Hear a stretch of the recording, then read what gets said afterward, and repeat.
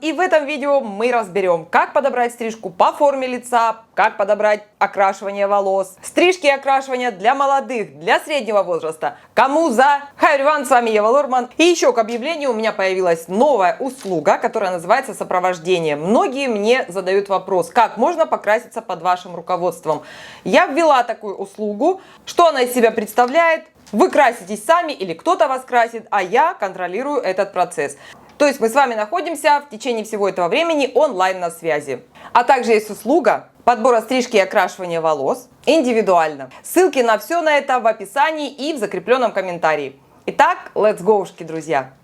Первая модель. Ребят, каждый раз удивляюсь вот таким преображением. Если честно, я не понимаю никогда таких преображений, потому что, да, Total Blonde это круто. Total Blonde красиво, если он на самом деле Total Blonde. Ну, ребят, ну не седые волосы, ну не серые же. Это же сразу какая-то дисгармония. Такая девчонка молодая и седая. То есть, ну, седина еще никого не украшала. И кто бы мне что ни говорил про седину, ребята, седина никогда никого не украшала. Если только это недоработанная седина. Есть варианты, когда седина действительно очень круто смотрится, если с ней поработать. Природная седина довольно часто хромает неравномерным цветом, желтизной, зеленью очень часто. Был бы это человек в возрасте, дама преклонных лет, и вот такая бы седина на ней бы очень круто смотрелась. Но не на молодых девчонках. Нет, нет и еще раз нет. Молодым нельзя делать такие серые волосы. Серые волосы это однозначно седина. То есть такие преображения я лично не воспринимаю. Вот если бы я делала такую работу, по окончании бы этой работы я реально бы расстроилась. Потому что я бы заломала клиента и сказала: нет, я тебя никуда не отпущу, мы с тобой будем дальше работать. Был бы этот цвет побелее, я еще соглашусь. То есть, знаете, вот для мастеров хочется такое, ну, доброе напутствие сказать. Ребят, если вы делаете реальные преображения, то есть супер-мега переход из черного в какие-то светлые оттенки, не работайте с серым. Не работайте с серым. Серый, он в редких случаях, когда идет в чистом виде. Серый нужно добавлять в коктейли, но в чистом виде нет. Но опять же, если перед вами не стоит цель воспроизвести седину. Я думаю, что здесь такая цель не стояла, поэтому это для меня, например, ну, не преображение. Не то, чтобы там цвет некрасивый, сам по себе, если вообще отделить человека от этого цвета, в принципе, очень даже ничего, равномерный, красивый.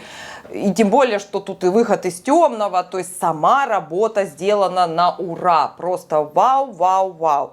Но волосы отдельно, да, но не вместе с лицом. Ну, то есть, когда молодые девчонки, ну, не уходите вы в серый. А стрижка сделана отлично. Стрижка замечательно, по форме лица отлично. Как раз то, что этому клиенту нужно. Ну, в принципе, что тут? Вопросов-то никаких нету с формой лица, поэтому все замечательно. За исключением цвета. И я должна сказать, на осветленных волосах пепел проваливается в драбадан. Просто он становится тупо серым. Вот если бы его здесь смешать с розовым, вот это было бы крутое окрашивание. Следующее преображение. Здесь вопросы были с высоким лбом. Вопрос с высоким лбом абсолютно решен. Браво! Эта стрижка, кстати, чтобы вы понимали, это стрижка Шегги. Кстати говоря, все стрижки, которые я буду сейчас упоминать, они есть у меня на канале, ссылки на них в описании. Так вот, это тоже стрижка у меня есть на канале. Очень классно, на самом деле, прикольно выглядит. Челка прикрыла лоб, все замечательно. Единственный минус в этом во всем, ребят, знаете какой? У этой модели удлиненное, довольно высокое лицо, высота лба зашкаливает по сравнению с остальными пропорциями лица. И лоб прикрыли челкой, все замечательно, но при этом, при всем, сразу утолщилось лицо. То есть ширина лица сразу плюсом. Этого клиента данный момент не портит. Вопрос единственно в чем? Если бы здесь форма лица была бы широкая, то при такой стрижке эта ширина увеличивается. То есть вот эти волосы, которые находятся сбоку, они, как правило, работают как продолжение лица. Поймите, это волосы, это всегда продолжение лица, несмотря на то, что это как бы разная структура, но тем не менее, визуально это так и считается. Вот быстренько побегайте глазами туда-сюда, туда-сюда, и вы увидите, как вдруг лицо прыгает, скачет вверх-вниз, вверх-вниз, вверх-вниз. То есть оно здесь высокое, а потом оно шарик, высокое шарик, высокое шарик. То есть если у вас высокий лоб, то на самом деле можно решить этот вопрос челкой. Но если у вас помимо высокого лба еще и большая ширина лица, то вот эти вот все махрушки из волос, они, ну, нежелательны. Не то, чтобы прям сказать, все отвратительно, гадость, нет. Просто вы вот таким образом себе увеличите ширину лица. А в целом, конечно, молодежно, прикольно. Единственный косяк, что это нужно будет постоянно вот так укладывать. Потому как если ты утром проснешься, то ни челка, ни вот эти вот все локоны, они не проснутся с тобой вместе. Они так и будут спать, пока ты ими не займешься. Поэтому, ребят, это замечательная находка для тех людей, у кого высокий лоб. Но имейте в виду, что такие стрижки надо будет еще укладывать. А в целом, конечно, прикольно. Вообще, я люблю стрижку шеги. И самое интересное, что здесь довольно мало волос. И мастер попытался сделать стрижку шеги, я считаю, что на свой страх и риск, потому что шеги стрижется на густые и довольно жесткие волосы, чтобы вот форма хорошо держалась. Здесь человек постарался, и я должна сказать, что в принципе неплохо смотрится даже на вот таких редких волосах. Как раз у вас было много вопросов на тему, а я могу себе подстричь шеги, если волосы редкие, их немного. Знаете, тоже тут надо понимать, насколько редкие. Здесь они не сильно редкие, они больше как тонкие. А бывают ведь совсем редкие волосы, поэтому надо понимать вот эту границу между редкими волосами и совсем редкими волосами, когда там 5 волосин и 3 волосины. Вот на 3 волосины точно нельзя стричь шеги. А вот если 5 и 7 волосин, можно, в принципе, проэкспериментировать. В целом хорошо. Вау, можно было сказать, но не скажу. Ребят, мне всегда так жалко вот такие шикарные волосы, реально шикарные волосы, густые, плотные, длинные. На вот этой базе лично я бы сначала клиенту бы сделала, стрижек 10 минимум. Стрижек 10 поочередно шла бы вот так, и дошла бы, наверное, до вот этой, если клиент бы очень сильно бы хотел стрижку пикси. А в целом я могу сказать, что на такой базе реально можно стричь много-много стрижек. Можно сделать много-много. Нет. Все мы знаем трансформацию этого слова. Нет. Здесь просто много стрижек. Вот лично как я поступаю. Если клиент приходит и говорит, я хочу кардинально измениться, вот просто вот отсюда до сюда, я посмотрю на форму лица и сразу говорю, стоит так делать или нет. Вот в 95% случаев я людей отговариваю, давайте идти постепенно, а потом, может быть, придем к вашей вот этой стрижке. По крайней мере, вы завтра не будете подушку кусать в конвульсиях, зачем вы подстригли свои шикарные длинные волосы. Что касается, скажем так, преображения. Ну да, это совершенно два разных человека, но, опять же, на вот той базе можно было сделать массу вариантов, вплоть до всяких аиртачей, до всяких контурингов. И эта бы девушка выглядела бы просто сногсшибательно, реально сногсшибательно. Все-таки, знаете, когда длинные волосы такого качества, надо ими пользоваться, надо их как-то использовать, пытаться с ними преобразиться. А уже когда наступает такой период, когда волос немного, лицо поплыло, тогда можно резко уходить вот в такие короткие стрижки. Это стрижка пикси. Выполнена хорошо, довольно-таки хорошее окрашивание. Я бы, конечно, сделала затемнение корней, как обычно. Тогда человек не теряется с затемнением корней. Работа с блондом была сделана хорошо, но волосы жалко даже мне вот сейчас, сидя, смотря на экран. Не знаю, даже интересно, девушка кайфанула от такой стрижки или нет. И смотрите, еще такая особенность. Вот, например, я всегда говорю, если увеличена высота лица, а она удлинена у данной модели, увеличена. Но, ребят, когда девушка молодая, у нее нет особых каких-то, недостатков черт лица, то, в принципе, такие варианты, как удлиненное лицо и длинные волосы абсолютно спокойно сочетаются. Где они не сочетаются? У кого есть недостатки лица. Бывает такое, что низ очень тяжелый, то есть ширина челюсти снизу большая. По сравнению со всем остальным лицом, если лоб высокий, узкий, низ тяжелый, широкий по сравнению с лбом, высокий апекс, что там еще может быть? Широкие скулы по сравнению с тем же верхом, вот тогда, да, такие вопросы решаются именно стрижками пикси, чтобы объем перенаправился наверх, ушел снизу. Потому как длинные волосы, особенно если их много, они будут подчеркивать вот эту пухлость внизу. И если она присутствует и у вас длинные волосы, подумайте о том, чтобы уменьшить вот здесь объем волос, а больше перенаправить их наверх. В общем, констатация такая: я бы не стала делать такую короткую стрижку, я бы не стала делать блонд 100%, я бы поиграла здесь разными вариантами мелирования, контуринг бы сделала, но блонд, ну, не выигрывает он сейчас на данной модели. Вау, вау, просто вау. Вы знаете, я вот всегда, когда смотрю на вот такие стрижки, когда их мастер уложил, вот это все торчит туда-сюда, вот этот весь движ, кипиш на голове, выглядит, в принципе, неплохо, довольно-таки прикольно, да? Согласитесь, что это необычно. Но когда уйдут эти все профессиональные торчуны, то эта стрижка превращается в очень-очень простую стрижку. А если эта стрижка еще и порвана безбожно мастером, то в целом это может выглядеть так себе, как будто ты сама себе дома что-то там пообкарнала.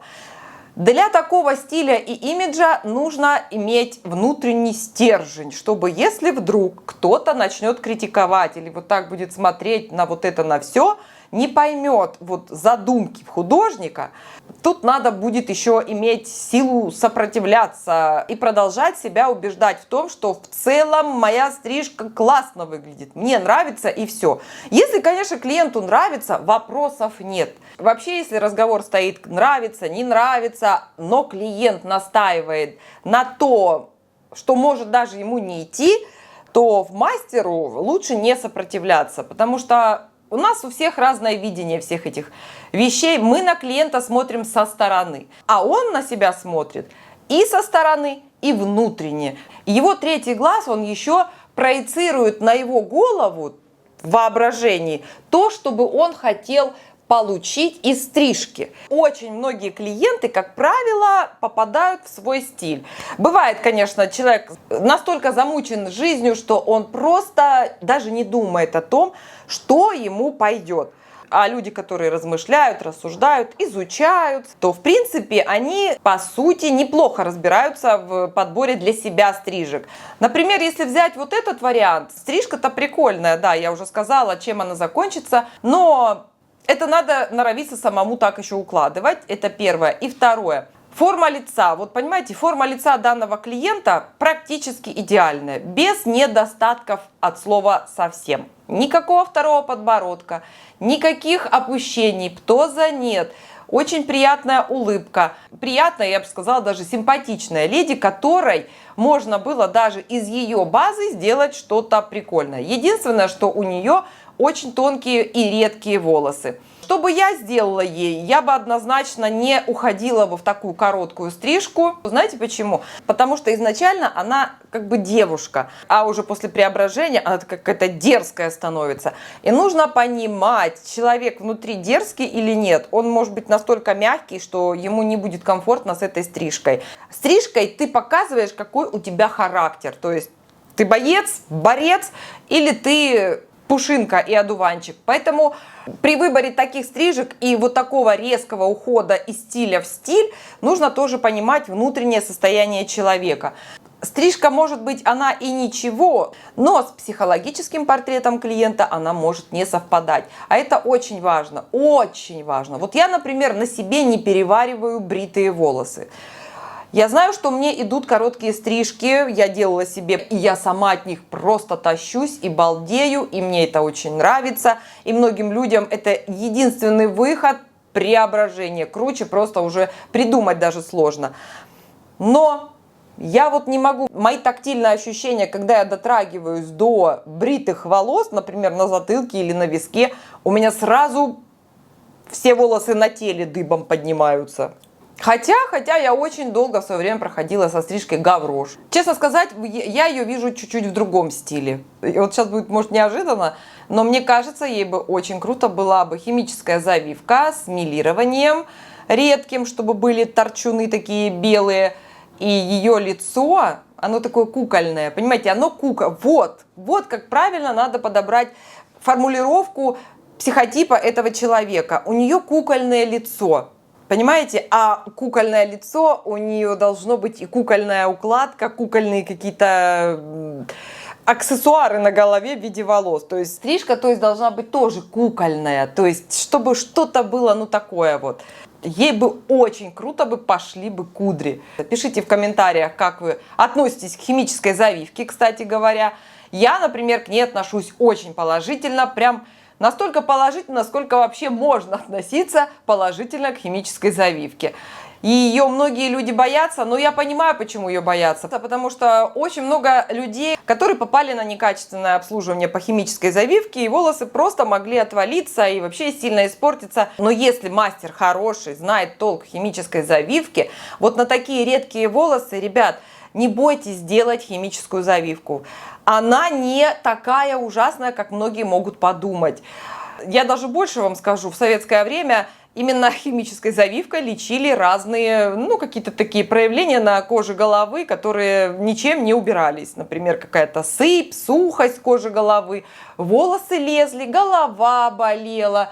И, как правило, в то время говорили: ой, иди сделай химию, все пройдет. Раньше химия это была топ, потому что других вариантов не было ни фенов, ни расчесок, поэтому химия была реально топом. И вот можете посмотреть на все эти химические завивки, я считаю, что людям очень-очень круто идут кудри.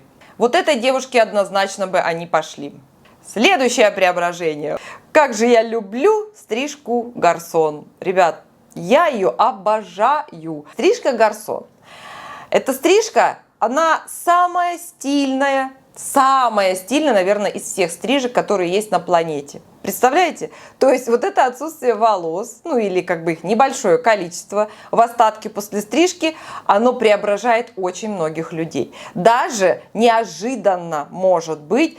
Ты думаешь: да ладно, нет, но сделав этот шаг, ты понимаешь, что жизнь была вот с этими длинными волосами прожита зря. Шучу. В целом на первом фото, в общем-то, неплохие волосы, я бы даже сказала, хорошие волосы. Но волосы в определенном возрасте уже начинают как-то не соответствовать возрасту. Я не говорю, что эта дама уже прям совсем в возрасте, но все равно. Вот с короткой стрижкой она выглядит моложаво, стильно и благородно. Как-то вообще очень круто это все выглядит. Тем более такой классный цвет волос. Это же мечта. Такой светлый-светлый пшеничный цвет. Очень крутой, очень крутой. И плюс еще затемненные корни. Это просто вишенка на торте, конфета. И по большому счету, посмотрите, макияжа особо нет. Чуть-чуть там подкрасила ресницы, накрасила красные губы, и все, красотка, да, это два разных человека. Вот здесь я могу сказать, что да, если порассуждать, что бы можно было сделать человеку до гарсона, до такой короткой стрижки, посмотрим на форму. Из-за того, что есть челка, то можно было, конечно, сделать все варианты рапсодий, каскады. Я не думаю, чтобы она удовлетворилась каскадом, потому что каскад все-таки для более густых волос. Здесь бы рапсодии пошли все, они есть у меня на канале, но они бы из нее все равно делали даму. Понимаете разницу? Опять же, работа с психотипом. Что ты из себя сейчас представляешь? Ты дерзкий, с порохом в пороховницах. То есть это все нужно прочувствовать и понять человека. Если ты готов, а, кстати говоря, в таком возрасте очень часто люди готовы делать такие шаги, которые бы они себе не позволили делать в более молодом возрасте, когда ты еще ждешь, когда ты еще сомневаешься, когда ты отращиваешь эти волосы и думаешь, что они, в общем-то, тебе идут и так далее. Но когда наступает такой период, когда ты понимаешь, что все, дети выросли, отрываюсь. И смотря на себя в зеркало с такими мыслями, ты понимаешь, да, я отрываться-то я отрываюсь, но волосы не дают мне полностью оторваться, потому что длинные волосы это элегантно, это больше спокойно, это больше мило.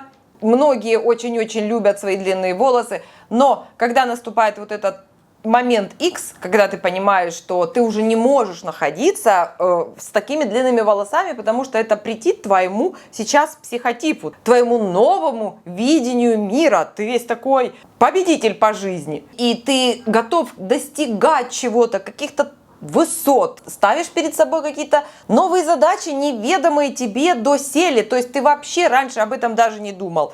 Потом ты резко начинаешь заниматься какими-то такими делами, уходишь, например, в спорт, когда ты им вообще никогда не занимался, начинаешь заниматься своим здоровьем, еду корректируешь, и ты понимаешь, что ты в этом возрасте начинаешь жить совершенно по-новому. Твоя жизнь кардинально меняется, ты себя совершенно по-другому чувствуешь, и, соответственно, надо подстричься. Очень часто вот такие прыжки, они связаны вот с такими перестановками внутри себя, когда ты совершенно другой человек. И это можно показать внешне. Вот в этом преображении мне очень нравится. Здесь это уместно.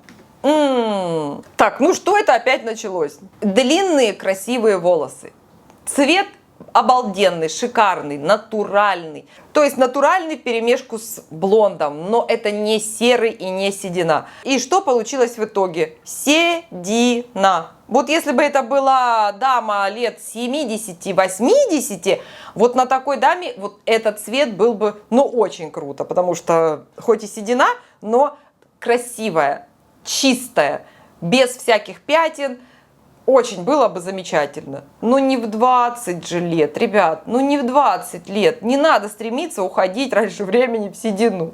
Честно, если бы мне такое сделали, я бы расстроилась, конечно. Потому что тут, во-первых, понимаете, еще не однотонное полотно, а разное полотно. Вот примерно так и растет седина. Она расположена локально, на лбу, как правило, ее больше. Сзади она рассеянная, и вот это точное воспроизведение седины на самом деле.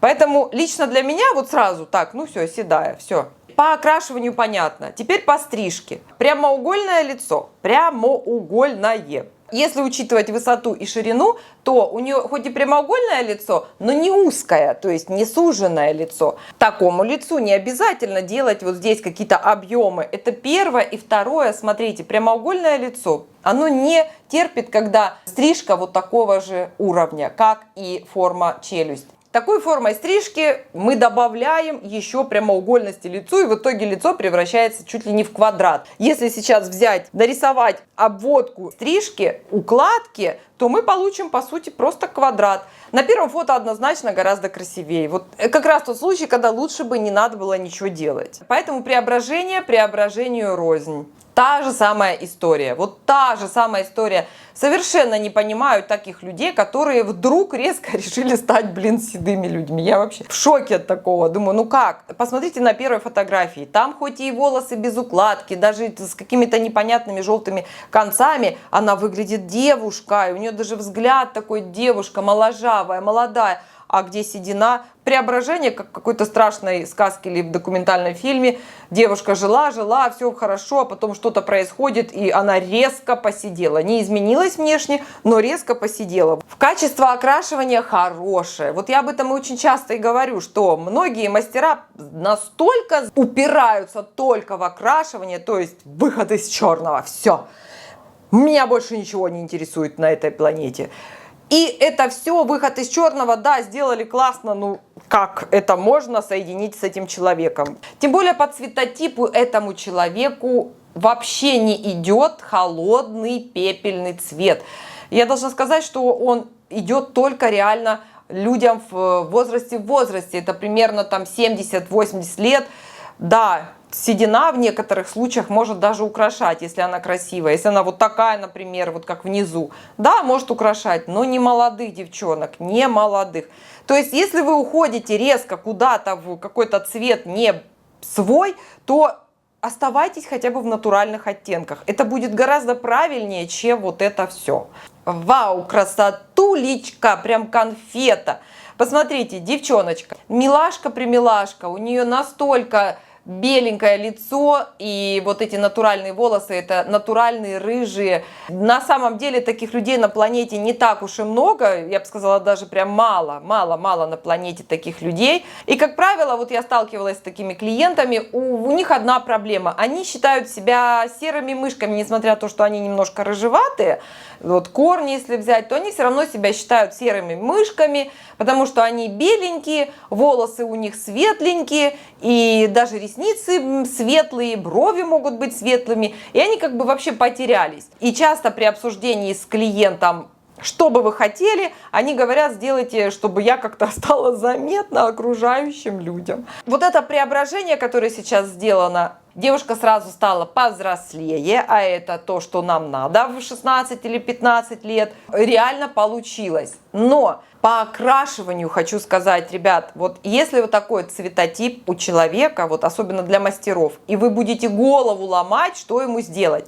Этому человеку вообще ни в коем случае нельзя делать никаких блондов, серых, пепельных, бежевых. Все, что будет, уходить в серость. Почему? Потому что здесь настолько прозрачная кожа лица, что в ней не хватает ярких пигментов красного и желтого. И здесь сразу напрашивается самовывод, что красный и желтый – это медный.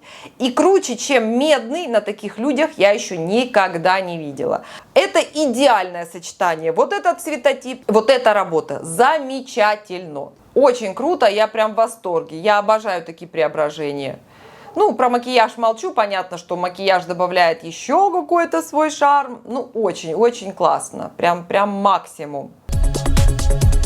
Надеюсь, ролик был для вас полезный. Подписывайтесь на канал, жмите на колокольчик, чтобы получать новые уведомления. А я на этом канале выпускаю ролики для вас и показываю все тонкости работы мастера индустрии красоты. Bye-bye, everyone! С вами была Ева Лорман, и до встречи в новых видео!